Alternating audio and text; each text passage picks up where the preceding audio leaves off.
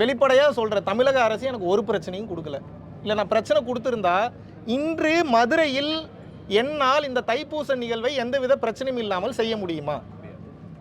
காவல்துறைகிட்ட போய் permission letter கொடுக்க சொல்கிறோம், உடனே பர்மிஷன் கொடுக்குறாங்க. எப்போ ப்ரோக்ராம் பண்ணுறீங்க, போலீஸ் சப்போர்ட் எதாவது வேணுமா, வெளியே ப்ரொடெக்ஷன் போடணுமா, வேறு எதாவது ப்ராப்ளம் வேணுமா, வேறு யார் மேலேயா சந்தேகப்படுறீங்களா, வேறு ஏதாவது த்ரெட்ஸ் இருக்கான்னு சொல்லி முழுக்க காவல்துறை அதிகாரிகள் சப்போர்ட்டிவாக இருக்கிறாங்க.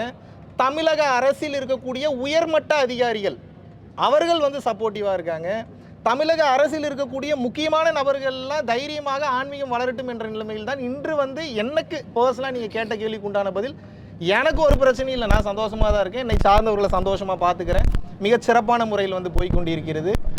நான் வெறுத்து மூடினதுக்கு மாபெரும் காரணம் மக்கள் மேலே இருக்கிற கோபம் தானே தவிர அரசு மேலே இருக்கக்கூடிய கோபம் இல்லை. இது அரச குறை சொல்லி குற்றம் சாட்டி சிம்பத்தி தேடணுன்ற அவசியம் எனக்கு இல்லைன்றது கருதுகிறேன். மக்கள் இன்னும் கொஞ்சம் திருந்தணும். யாருக்காக உழைக்கிறோமோ அவனே பயிற்சி பண்ணுறதில்ல, அவனே நன்றி உணர்வோடு இருக்கிறது இல்லை. நன்றி உணர்வுன்னு சொல்லி கொடுத்தவன் பூரா நன்றி உணர்வுலாம் வாழ்ந்துட்டு இருந்தானே, எப்படி அவன்கிட்ட போய் அப்புறம் நம்ம வாழ்க்கையில் கிளாஸ் எடுக்க முடியும்? அது சும்மா இப்போது எதையுமே நான் எதிர்பார்க்கலனாலும் நான் என்ன எதிர்பார்க்குறேன்? நான் சொல்லிக் கொடுப்பதே நன்றி உணர்வு தான். அதாவது வளர்த்துக்கடான்னு தான் எதிர்பார்க்குறேன். அப்போ அதே இல்லைன்னா அவங்களுக்கு எதுக்கு நம்ம கிளாஸ் எடுக்கணும்? இருந்தாலும் கூட வருடத்திற்கு ஒரு முறை இது ஒரு பக்தனாக முருகப்பெருமானுக்கு நான் எடுக்கக்கூடிய ஒரு முயற்சி. அதனால் இதை இடைவிடாமல் தொடர்ச்சியாக செய்து கொண்டு வர வேண்டும் என்று நான் நினைக்கிறேன்.